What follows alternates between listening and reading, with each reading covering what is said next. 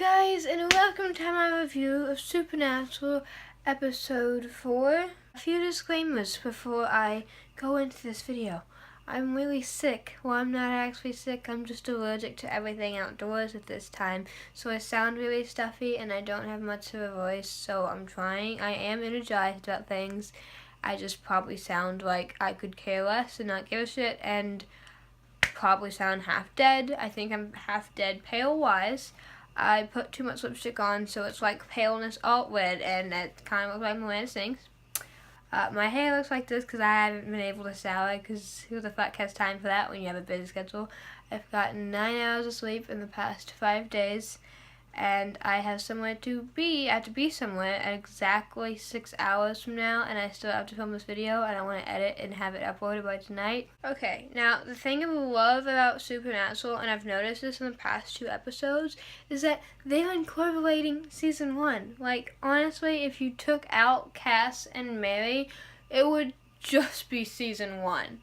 Basically, and I absolutely love that, and I just see it now, and I'm wondering how much more they're gonna put in before they do some weird shit, because they're already hinting at it with the end of this episode, and I love it so much. We start off with this woman, and she's walking into a church, and the first thing you notice is that her feet have like holes in them and been stabbed, and she's walking weird. She falls to the altar, and there's this whipping on her back. She's kind of screaming. She's chanting, what was it, God save me or something? Is that what they said? And she dies promptly right after that. And I'm immediately like, what the actual fuck? Because we don't receive intros like this a lot of times. And so much thrill came from just this, this is going to be a creepy one. At first I was actually thinking that maybe it had something to do with Jesus and the way he was on the cross, because if you remember the holes in the feet and in the hand, like it had been nailed through, but I didn't get the whip marks. Well, I mean, I got them, but I wasn't sure why they were just appearing and why she was screaming like, save us all. And Dean is real pissy since Mommy left town, and he's mentioning little suspicions of her might not wanting to come back because of their lifestyle. Now I was like, that's not true, but at this time I'm kind of happy that Mary's not there, because I want some old-fashioned season 1 brother bonding huntingness, and I saw so much of that in this episode, and it made me so happy. I don't know what's the episode. Oh, this one might have replaced last week's. I said last week's was my favorite. I think this one just replaced it now, and the other one's gonna hit second. And so they're interviewing the minister. Sam and Dean dress up as, is it reverends who wear the all black like that? And I think it is. Interviewing him, and Dean is definitely coming off as an asshole. He's, you don't want to talk about it, but we don't care, just, blah, blah, blah. And there's no black smoke. There's no smell of sulfur. It's not a demon. It's something else. And they have this little, there's just teeny little brother moments in it. And I was like, They get out of the church, and they're at the car, and my favorite little weird family weirdness thing was when Dean was talking to Sam about how he was on the phone with Cass, and he was updated about Vince Vansett, is that his last name? And how he's now been possessed by Lucifer. And then Sam's like, the rock star? Sam basically defends him. Dean's like, he had his stupid hair down to his knees or something like that, and Sam's like, well, it was the 80s. And then Dean's like, you can't be serious like that, you can't like him. And then Sam's like, and then Dean's response is, I hate you right now. And it was so great. And it was like this brotherly moments of competition over music. Sam defending Vincent, and Dean keeps mentioning it through the show, and I was just like, this is great. Dean and Sam go to the woman who died's office as a new woman who replaces her, and her name's Beth, and she's a Witchen and has positive energy, like symbolic candles. They walk out there, Dean's like, yep, it's her, I'm gonna shoot her. And Sam's like, you can't jump to that conclusion. And so they go to the woman who died was a caseworker, so they go to the family. She was caseworking. Yeah, that works. And they're interviewing them, and this is where things get very humoring. Irony is painful, okay? And they're talking to the family. This is, I want to say Amish, but it's more than Amish. They're only living for religion and serving God, whatever, but they're completely isolated and want like no part of society. And so they're interviewing this family, and they're talking. They briefly explain why they converted to this lifestyle. Woman got this injury from a car class, and it's like, I'm just saying, if every person who got in a car class went to some weird secluded life, I don't think many of us would really interact with one another. And she is sitting on the couch, and she's talking to Dean and Sam, and she's like, do you know God, gentlemen? And Dean's like, oh yeah, we're besties, and Sam kind of gives him this annoyed look, but I was just there laughing. It's this problem with Sam, I think, that he has with the woman. She speaks about how everything is God's will. They find out that the delivery boy who would deliver them groceries they could not grow, they're just bare necessities, had also died. And the woman's just kind of unfazed by death, and Sam's getting to the point where it's like, WTF is wrong with you, woman? And so it's talking about God's will, and one of her, she has a son, but her daughter also died. And Sam goes on to this big rant, and he's like, God doesn't give a damn about you. It's not your choice. It's not your decision. Your daughter was not part of a plan for God. She died because you let her die, and this whole speech. And Sam and Dean kind of had to leave after that, because it's like, oh shit. I found it funny that Sam was like, Dean, you need to lose the attitude, and then Sam's the one that fucked it over. And they walk out of there, and Sam's like, it's a ghost, it's the daughter's ghost. And Dean's like, it's Beth, it's a Wiccan, okay? And, they split apart to prove who's right, and I just found that so great. This brother conflict, rivalry thing of hunting, and I was just like, oh, my favorite part of the Brotherhood.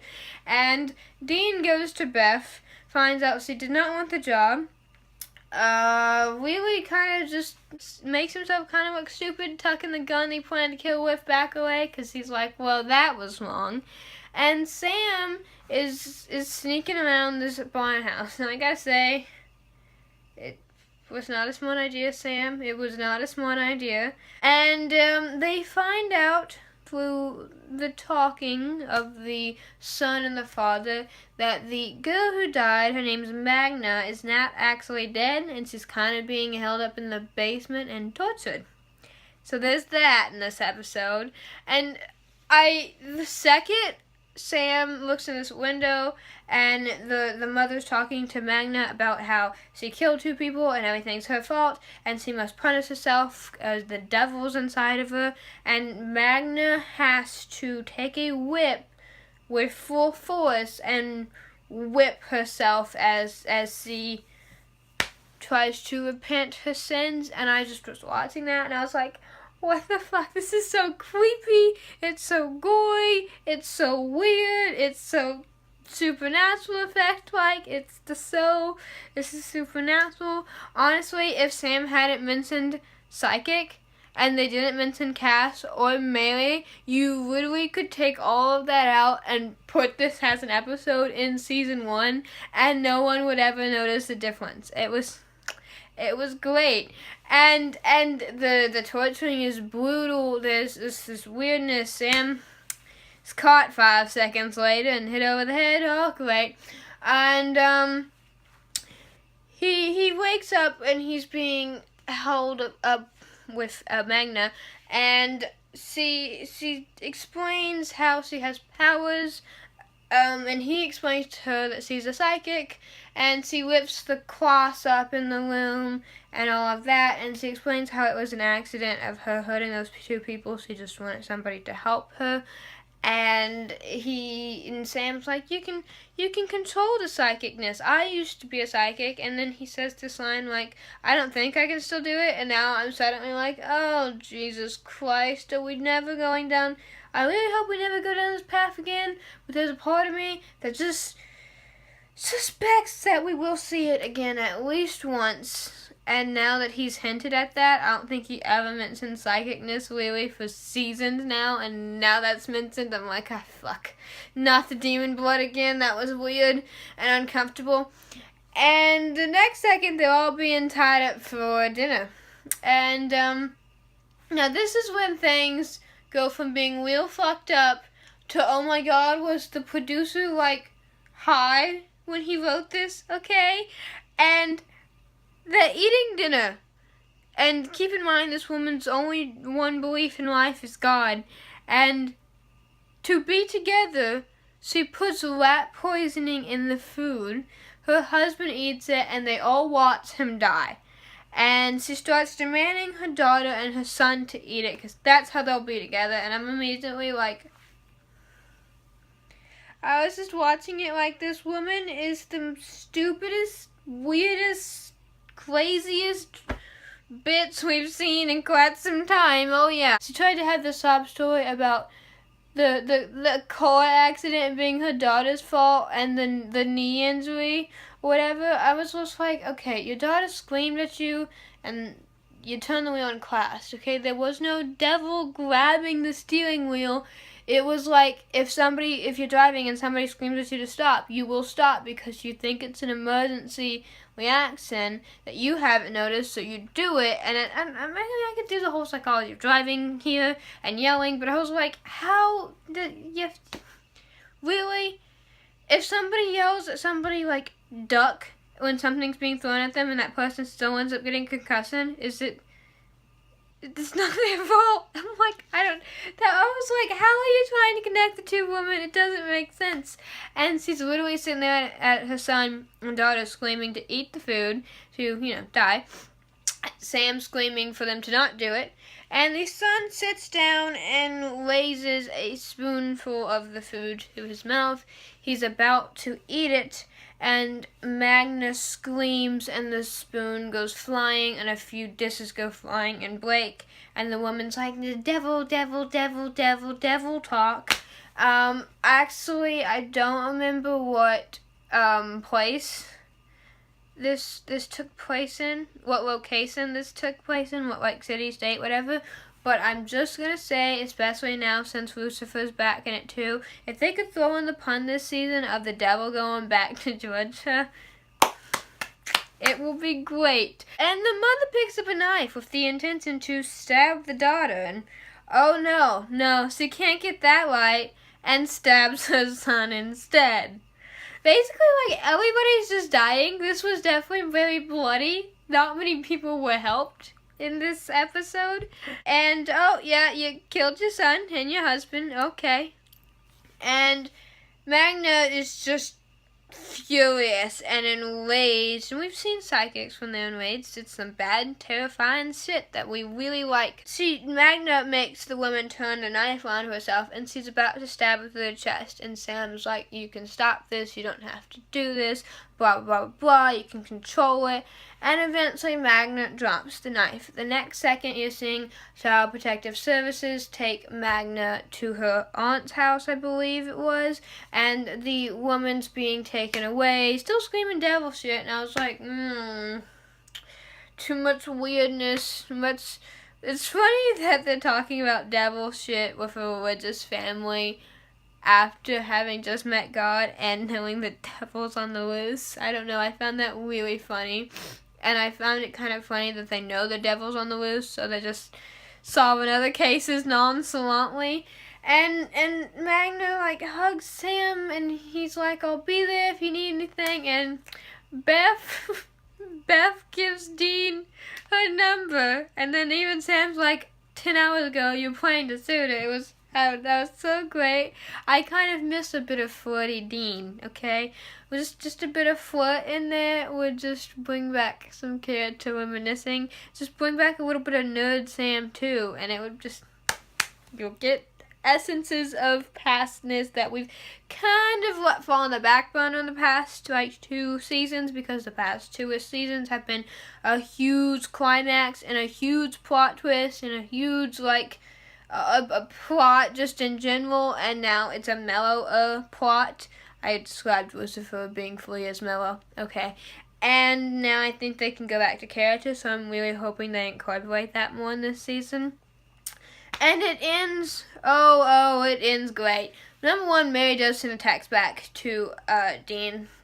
Using mom is fine, okay, and Dean's came to the realization that sometimes families do better apart.